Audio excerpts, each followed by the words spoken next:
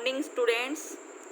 बेटा आज हम लेसन 5th स्टार्ट कर रहे हैं और लेसन जो 5th है जिसका नाम है कांग्रेस प्रणाली की चुनौतियाँ, यानी कि बी पार्ट का 5 चैप्टर, और चैप्टर का नाम क्या है? कांग्रेस प्रणाली को चुनौतियाँ।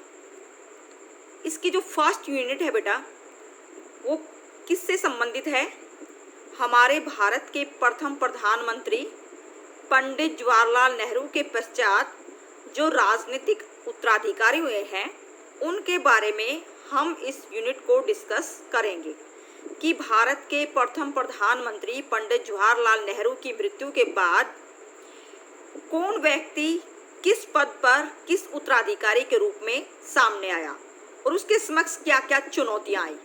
तो आइए सबसे पहले हम बात करते हैं बेटा नेहरू के पश्चात राजनीतिक उत्तराधिकारी के रूप में लाल बहादुर शास्त्री के बारे में। आपको पता है बेटा लाल बहादुर शास्त्री हमारे भारत देश के दूसरे प्रधानमंत्री थे। तो 27 मई 1964 को नेहरू की मृत्यु ने, इसको नोट कर लीजिए बेटा, नेहरू की मृत्यु कब हुई? 27 मई 1964 को। नेहरू की मृत्यु ने कांग्रेस में एक रिक्त स्थान छोड़ दिया, यानी कि नेहरू की मृत्यु से कांग्रेस में एक पद खाली रह गया, एक रिक्त स्थान रह गया। कांग्रेस नेतृत्व नेहरू के कद के समान नेता ढूंढने में असफल था, यानी कांग्रेस पार्टी के सामने यह चुनौती आ गई थी कि नेहरू की मृत्यु के बाद उसकी टक्कर का जो नेता था पार्टी उसको ढूंढने में असफल थी। परंतु एक समझौते सूत्र के अनुसार लाल बहादुर शास्त्री को मोरारजी देसाई के मुकाबले प्राथमिकता दी गई, यानी कि दो व्यक्ति नेहरू की मृत्यु के बाद सामने आए, मोरारजी देसाई और लाल बहादुर शास्त्री। लेकिन लोगों ने मोरारजी देसाई की बजाय लाल बहादुर शास्त्री को प्राथमिकता दी। कांग्रेस पार्टी के अध्यक्ष के कामराज ने अपनी पार्टी के नेताओं और सांसदों से सलाह मशवरा किया। उन्होंने पाया कि सभी लाल बहादुर शास्त्री के पक्ष में है। बेटा डॉक्टर जो कामराज है S.K. पाटिल, अतुल्य घोष, ये कांग्रेस पार्टी के वरिष्ठ नेता थे और मोरारजी देसाई पहला गैर कांग्रेसी प्रधानमंत्री बना था। अगर एक नंबर में क्वेश्चन पुट किया जाए कि सबसे पहले जो गैर कांग्रेसी प्रधानमंत्री था वो कौन था, वो मोरारजी देसाई। तो कांग्रेस पार्टी के अंदर जो ताकतवर नेता थे उन्होंने सलाह मशवरा किया और लाल बहादुर के पक्ष में हो गई। शास्त्री कांग्रेस संसदीय दल के निर्विरोध नेता चुने गए, यानी कि लाल बहादुर शास्त्री को बिना किसी विरोध के नेता चुन लिया गया। आशा की गई कि अब नेहरू के उत्तराधिकारी को लेकर कोई युद्ध नहीं होगा, यानी कि अब नेहरू की जगह किसको स्थान दे दिया गया? लाल बहादुर शास्त्री को। शास्त्री कई वर्षों तक महात्मा गांधी के शिष्य रहे थे। उन्होंने नेहरू के साथ भी काम किया था। वह एक साधारण परिवार से थे और उनके साथी मंत्रियों, लोगों, अधिकारियों, मीडिया आदि द्वारा उनको सदा कम ही आंका गया था। वे नेहरू ही थे जिन्होंने उनकी क्षमताओं को पहचाना था और 1961 में उन्हें अपने मंत्रिमंडल में वापस ले आए थे। इस दौरान शास्त्री ने नेहरू के सहायक के रूप में कार्य किया और दल संस्था के हर स्तर पर सूचना का माध्यम बने।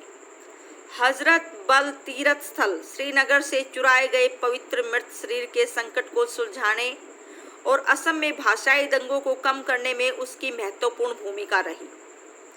उनकी छवि अखंड और बेजोड़ ईमानदार व्यक्ति की थी, यानी वो किस छवि के व्यक्ति थे? ईमानदार छवि के व्यक्ति थे।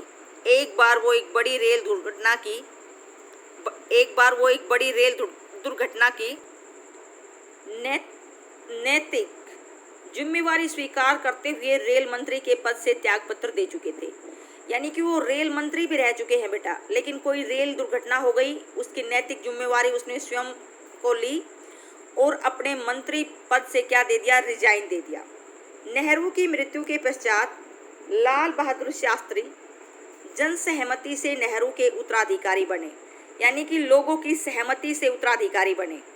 ये वर्ष बखेड़ों और उपद्रवों के थे। भारत में अकाल सूखा के कारण अनाज की कमी थी। साथ ही चीनी हार का प्रतिघात देश का स्पष्ट था। क्योंकि 1962 में ही चीन ने क्या किया था बेटा, हमारे देश पर अटैक किया था। शास्त्री ने संकट प्रबंधन की भूमिका निभाई। उन्होंने नियोजकों को कृषि पर ध्यान केंद्रित करने को कहा और कृषि अनुसंधान भारतीय परिषद Indian council of agriculture research को पुनर्स्थापित किया। औद्योगिक निराशावाद को कम करने के लिए उन्होंने औद्योगिक निर्यात को बढ़ावा दिया। इनमें रसायन, यंत्र विज्ञान के सामान, चाय और रबड़ जैसे उत्पाद निर्यात किए जाते थे। पद संभालने के 1 वर्ष के भीतर ही शास्त्री जी ने अपने आप को सबसे काबिल व्यक्ति साबित किया। यानी कि 1 साल के अंदर उसने देश को यह दिखा दिया कि वह बहुत ही काबिल छवि के व्यक्ति थे। यही नहीं, वह निर्णायक समय था जब पाकिस्तानी राष्ट्रपति अयूब खान ने कश्मीर घाटी में अशांति फैलानी शुरू की। जब भारत ने विरोध किया तो पाकिस्तान ने जम्मू के चिनाब क्षेत्र में एक व्यापक हमला किया। जवाब में भारत ने पश्चिम पंजाब में हमला बोला और लाहौर पर करीब करीब कब्जा कर लिया। लाल बहादुर शास्त्री युद्ध नायक बन गए। शास्त्री ने देश के युद्ध और सूखा दोनों चुनौतियों से लड़ने का दृढ़ संकल्प लेते हुए मशहूर जय जवान जय किसान का नारा दिया। यानी बेटा, जब लाल बहादुर शास्त्री देश के प्रधानमंत्री बने तो उस समय युद्ध की स्थिति से भी देश जूझ रहा था, सूखा और अकाल पड़ा हुआ था। उस समय लाल बहादुर शास्त्री ने एक नारा दिया, जय जवान जय किसान। कई बार ये मैच द कॉलम में या वन वर्ड में पूछा जा सकता है। जय जवान जय किसान का नारा किसने दिया? भारत के दूसरे प्रधानमंत्री लाल बहादुर शास्त्री जी ने। और यह भी पूछा जा सकता है बेटा कि पंडित जवाहरलाल नेहरू के उत्तराधिकारी के रूप में कौन आया? तो उसमें लाल बहादुर शास्त्री। सोवियत मध्यस्थता से एक शांति समझौता किया गया जिसमें युद्ध रुका और दोनों देशों ने अपनी सेनाओं पर वापस जाने का निर्णय लिया। युद्ध नायक होने के साथ ही शास्त्री जी ने हरित क्रांति का सिद्धांत अपनाया। इसने भारत की खाद्यान्न संकट को हल किया और एक भारत को खाद्यान्न संपन्न राष्ट्र के रूप में उभरा। लेकिन शास्त्री इस विकास को न देख सके क्योंकि 10 जनवरी 1966 में पाकिस्तान के साथ ताशकंद समझौता करने के बाद उज्बेक की राजधानी ताशकंद में उनकी मृत्यु हो गई। इस महापुरुष ने अपने अल्प कार्यकाल में ही भारतीय राजनीति के इतिहास में अपनी छाप छोड़ दी। यानी कि बेटा, ये 2 साल तक देश के प्रधानमंत्री रहे और 1966 में यह पाकिस्तान के साथ ताशकंद समझौता करने के लिए उज्बेक की राजधानी ताशकंद, यानी यह पूछा जा सकता है कि लाल बहादुर शास्त्री की मृत्यु किस जगह पर हुई? तो उज्बेक की राजधानी ताशकंद में हुई। वो वहाँ क्या करने गए थे? पाकिस्तान के साथ ताशकंद समझौता में भाग लेने गए थे। तो इस महापुरुष ने 2 साल में ही अपनी अहम भूमिका निभाई। जैसे ही बेटा 1966 में लाल बहादुर शास्त्री की मृत्यु हुई तो इंदिरा गांधी का रोल आ गया। शास्त्री की मृत्यु ने 2 वर्षों के भीतर ही उत्तराधिकारी की चुनौती को वापस लाकर खड़ा कर दिया। यानी देश इस चुनौती से पहले भी जूझ रहा था। जब नेहरू की मृत्यु हुई तो उत्तराधिकारी के बारे में कि किसको बनाया जाए, कांग्रेस के महान नेताओं ने लाल बहादुर शास्त्री को चुना।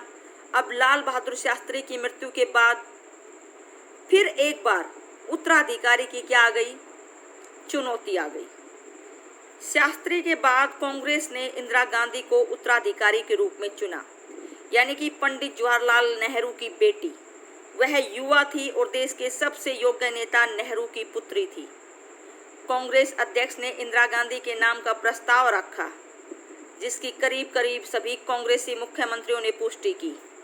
बेशक मोरारजी देसाई इंदिरा गांधी के मुकाबले अधिक अनुभवी और योग्य थे, परंतु कामराज और अन्य कांग्रेसियों ने देसाई के नाम पर मनाही की, इसलिए इंदिरा प्राकृतिक उत्तराधिकारी के रूप में चुनी गई। यानी कि बेटा, जब लाल बहादुर शास्त्री की मृत्यु हो गई तो उत्तराधिकारी के रूप में कांग्रेस के महान नेताओं ने किसका नाम का प्रस्ताव रखा? इंदिरा गांधी के नाम का प्रस्ताव रखा। मोरारजी देसाई ने इंदिरा गांधी के विरुद्ध संसदीय दल का एक चुनाव लड़ा जिससे इंदिरा गांधी कांग्रेस के बड़े नेताओं के समर्थन से 355 वोट हासिल कर जीत गई, जबकि देसाई को 169 वोट ही मिले। नेतृत्व के लिए गहन प्रतिस्पर्धा के बावजूद पार्टी में सत्ता का हस्ताक्षर बड़े शांतिपूर्ण ढंग से संपन्न हुआ। इसे भारतीय लोकतंत्र की परिपक्वता के रूप में देखा गया। 1964 में नेहरू की मृत्यु के बाद, इसको भी नोट कर लीजिए बेटा, नेहरू की मृत्यु कब हुई? 1964 में, और लाल बहादुर शास्त्री की 1966 में। तो 1964 में नेहरू की मृत्यु के बाद भारत में लोकतंत्र के जारी रहने पर संदेह प्रकट किया गया था। 1966 में शास्त्री की आकस्मिक मौत ने इन संदेहों को दोबारा खड़ा कर दिया। इस दौरान भारत ने 2 युद्ध देखे थे, चीन के साथ 1962 में और पाकिस्तान के साथ 1965 में।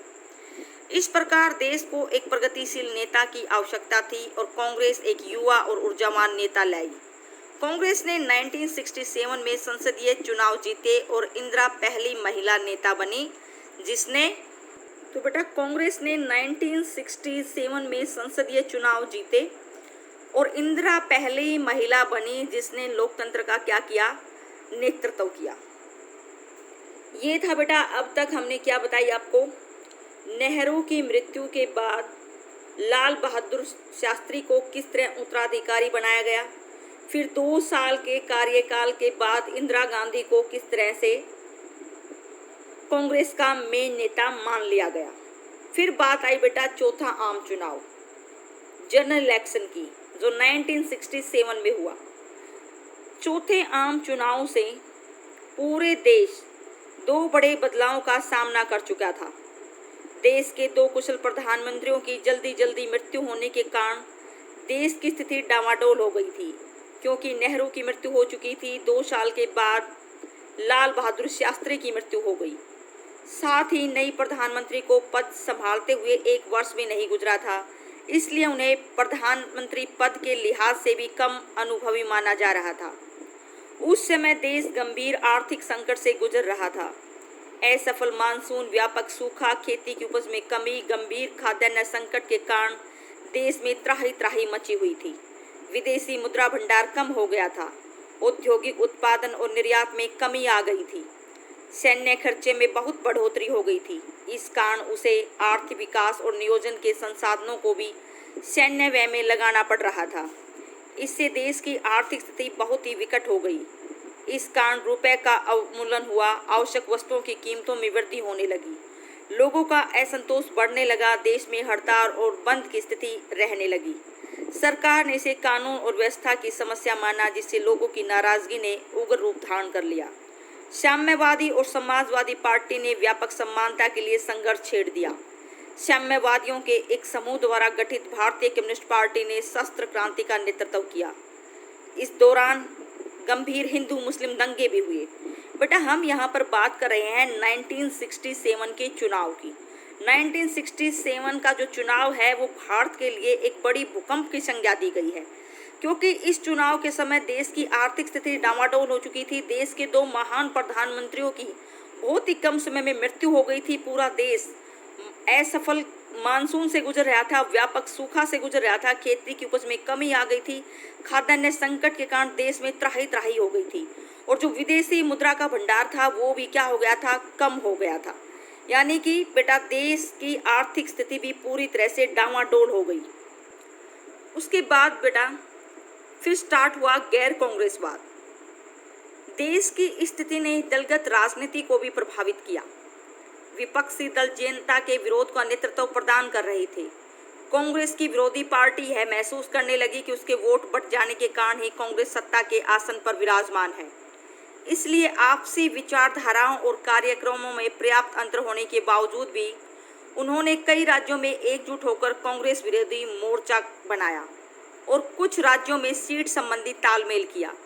इंदिरा गांधी की अनुभवहीनता व कांग्रेस की अंदरूनी खींचातान का फायदा उठाने का सुनहरा अवसर उनके सामने था। इस रणनीति को समाजवादी नेता राम मनोहर लोहिया ने गैर कांग्रेसवाद का नाम दिया। गैर कांग्रेसवाद का नाम देने वाले नेता कौन थे बेटा? राम मनोहर लोहिया, जिसने गैर कांग्रेसवाद का नाम दिया।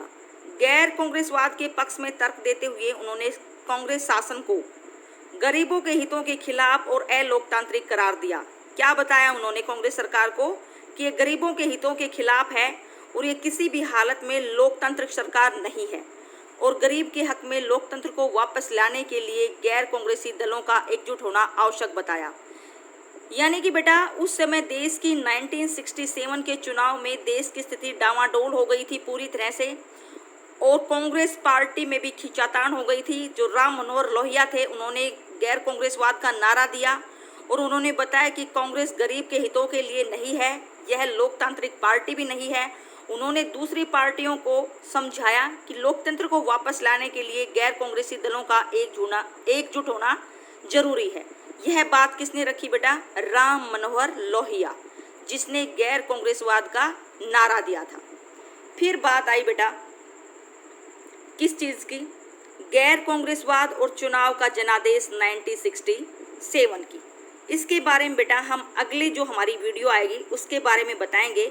आज हमने आपको सिर्फ नेहरू का उत्तराधिकारी लाल बहादुर शास्त्री, उसके जीवन की रूपरेखा और उसके बाद श्रीमती इंदिरा गांधी उत्तराधिकारी के रूप में, तो आज हम सिर्फ 2 ही यूनिट आपकी करवाई हैं, लाल बहादुर शास्त्री से संबंधित और इंदिरा गांधी से संबंधित। गैर कांग्रेसवाद और चुनाव का जनादेश 1967 पर हम अपने विचार कल प्रकट करेंगे बेटा।